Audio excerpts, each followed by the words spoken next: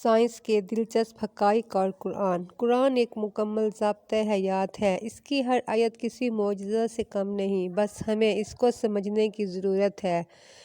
آج ہم آپ کو کچھ حیرت انگیز سائنسی حقائق کے بارے میں بتائیں گے جو قرآن میں موجود ہیں۔ جب قرآن نازل ہوا اس وقت یہ حقائق دریافت بھی نہیں ہوئے تھے اور سائنس آج انہیں ثابت کر رہی ہے۔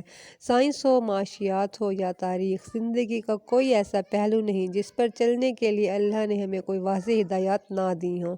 قرآن محض دینی و مذہبی کتاب نہیں، یہ مسلمانوں کے لیے ایک مکمل ضابطۂ حیات ہے۔ آئیے قرآن کے کچھ دلچسپ حقائق سے استفادہ حاصل کرتے ہیں۔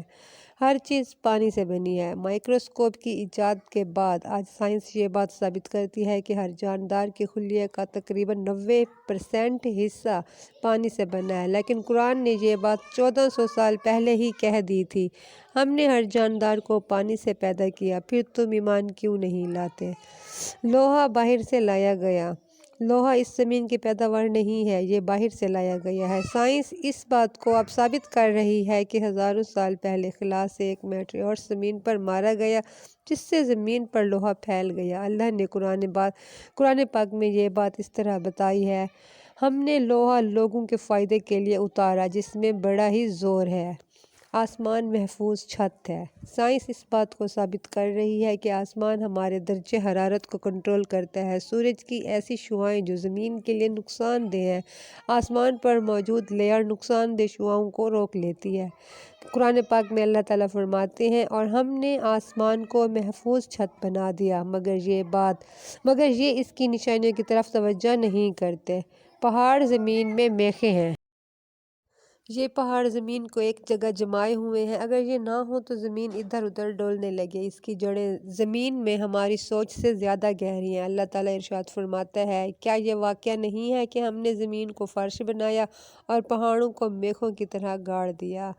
کائنات ہر لمحہ بڑھ رہی ہے۔ کائنات مستقل بڑھ رہی ہے۔ یہ بات 20ویں صدی میں اسٹیفن ہاکنگ نامی سائنسدان نے کہی۔ اس سے پہلے دنیا میں اس بات کا تصور بھی نہیں تھا، لیکن اللہ تعالیٰ نے 1400 سال پہلے ہی ارشاد فرمایا: آسمان کو ہم نے اپنے ہاتھوں سے بنایا اور بے شک ہم اس میں وسعت دینے والے ہیں۔ سورج اپنے مدار میں حرکت کرتا ہے۔ 19ویں صدی تک دنیا اس بات کو مانتی تھی کہ یہ سورج ایک جگہ رکا ہوا ہے جبکہ سیارے اور زمین اس کے گرد گردش کرتے ہیں، لیکن یہ تھیوری غلط ثابت ہوئی۔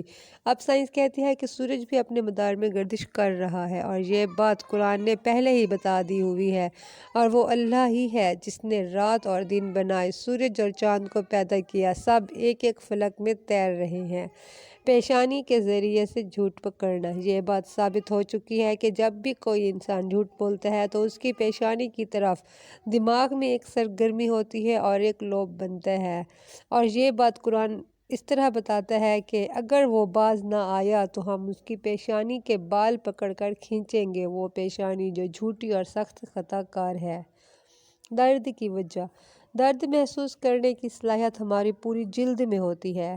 یہ بات 19ویں صدی میں سائنس نے ثابت کی۔ اس سے پہلے سائنس کہتی تھی کہ درد دماغ کے ذریعے محسوس کیا جاتا ہے۔ اب یہ تھیوری غلط ثابت ہو گئی ہے، جبکہ قرآن نے 1400 سال پہلے ہی بتایا تھا: جب ان کے بدن کی کھال گل جائے گی تو اس کی جگہ دوسری کھال پیدا کر دیں گے تاکہ وہ خوب عذاب کا مزہ چکھیں۔ اللہ بڑا ہی قدرت رکھتا ہے۔